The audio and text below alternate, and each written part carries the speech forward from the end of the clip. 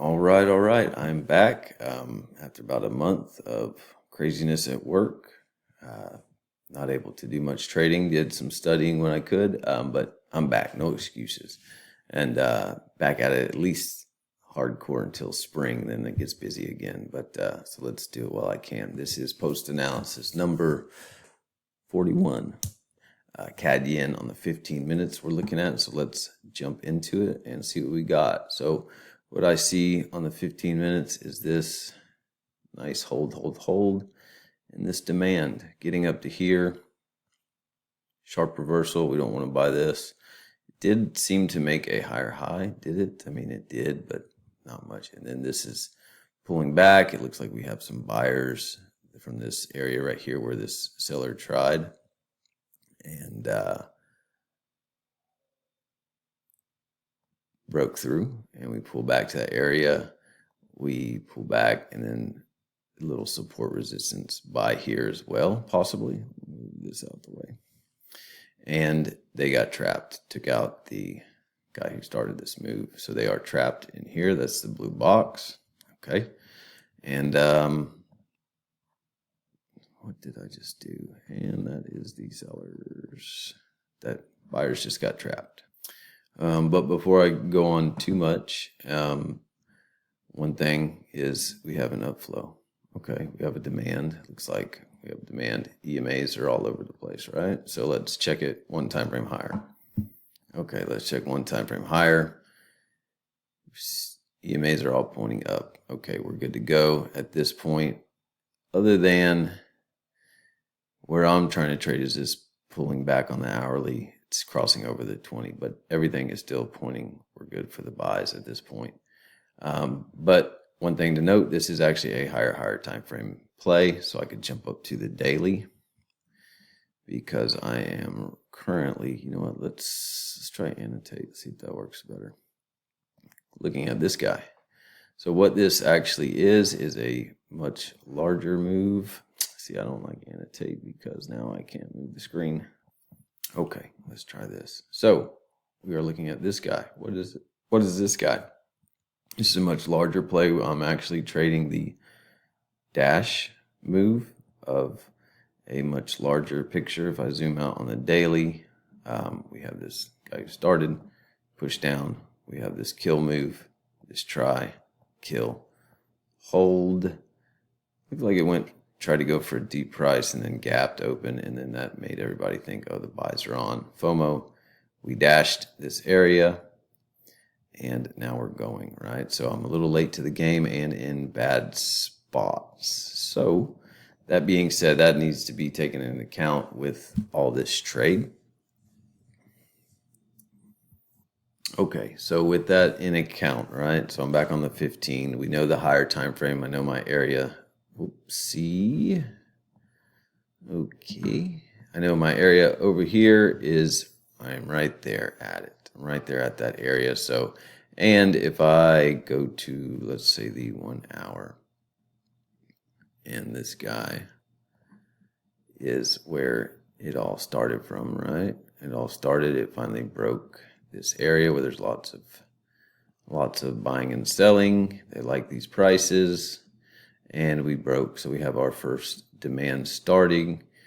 That's kind of confirming the stop hunt area, the dash move, and it's holding, breaking, holding, breaking, not really giving much of a discount. So the demand is high, but what I do see is the distance from here to here, pretty strong, but weaker than the distance. The distance is the same from here to here, but it's weaker. The distance is shorter, and the push is much weaker. So, and we're in this stinking area over here where that would be a sharp reversal. So that is one thing. If this move up, this would be a sharp reversal on the higher time frame. So something to think about. So I guess what I was trying to say was that was a sharp reversal. So there's definitely memory up there, right? So I need to remember the memory because others are remembering the memory. And back to this. All right. Okay, and whoops. Always do that. And so back at it. One thing I do see is on the 1 hour, we have this breach, right? If I jump to the 4 hours, we can definitely see that hold and that breach. So that says this 4 hours, my big boy of the dash move, right? Not the big boy. The big boy is a higher time frame, but this is the demand of this move right here. This 1, 2, 3, this move. This is our current demand. So that's what I want to trade. So this would be my trading time frame. The only thing I do see is that we had this push up. We got up to these points.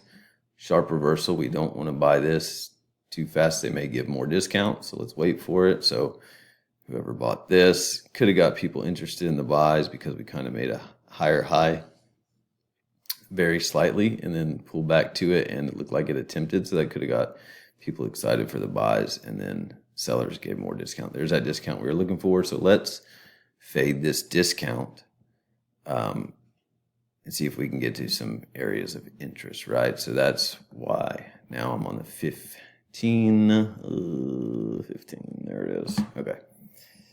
And the 15. Okay, so here on the 15, I believe I mentioned this trap because it looked like a nice place for support resistance buys. We made new highs, all that stuff pulling back. And we're fading this seller coming in because we officially have sellers. We need sellers to buy from. We need somebody to sell to us to buy from. This was this last push down. Made a lower low. Technically, this guy pushed down, but he did as well.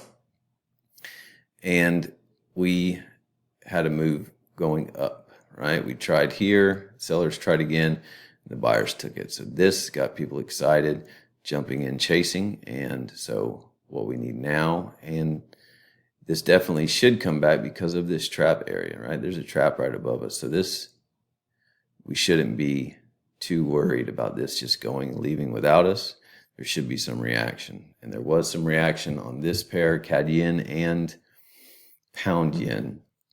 The other yens were not pulling back as far, which kind of, I did note that and had a concern, and it did pull. But these two pairs were pulling back to this area of, hey, these people who bought this, where's their stop loss? It's going to be right there. Boom, got them. So that's when I placed my order for the buy. It started to go nicely, but held. Pulled back, didn't bother me too much. So, okay, this could still go. Still trying. Okay, now the hope's kind of going away. And then I had this, right? So this, at this point, I was thinking, okay, because the other pairs didn't pull back, at this point on correlation, they were starting to pull back deeper to kind of take out the other buys that happened earlier. So I said, okay, maybe this is actually my dash. And that's, I had this idea as well. That's why I put my stops a little lower than this guy, just in case they wanted to dash these guys, which in hindsight, I say I should move my stop loss lower, but hindsight says it wouldn't have mattered. But my plan was to, if this didn't recover quickly, get out. And I did not follow my plan. So in this ranged here, and just kept tracking lower. That should have been an indication, just get out. It's holding down here. It's not up here and holding, which that could say, okay, just stay in it. So ended up not closing, and Asia came in and took me out. So, that was a lot, 9 minutes. So something I've been thinking about with this trade is this when, and I don't know that I've got it locked down yet, but when we have them coming for the stop hunt, right, and they fail to go and they range lower, that needs to be my indication to get out, right? Because something's wrong. If they stop hunt and then they're steadily coming, and they range higher, that's a possibility that these people selling, they're not doing any good. But holding lower says, okay, they're holding it lower and still trying to sell, holding it lower, still trying to sell. So that's one thing I need to have in my head is the logic of why. Why get out with something like this versus something like this? And it makes sense that they're holding it lower, holding it lower, holding it lower. They're not letting price come back. Shows signs of desperation. And then also with this trade in particular, knowing what was to my left, where I was in the story, that could have been a pretty good indication of, because I remember looking at this thinking, okay, there's your V formation, or that is that, but this also here is a V formation, hold, or try, kill, hold, FOMO dash now. I mean, it doesn't always have to do a whole FOMO dash, but this could have been an indication over here to actually prepare for the sells, be given what was over there. I believe that I'm going to keep an eye on this stuff. I'm not going to go in and just go for the sells when my buy doesn't work. That would just be goofy. But given this information, that could have been not only for me a sign to get out, go ahead, get out of this, but go ahead and prepare for sells due to, like I said, what is over there that way. So just some things to think about. Yeah, all in all, hopefully I'll learn a lot from this. So 11-minute video. See ya.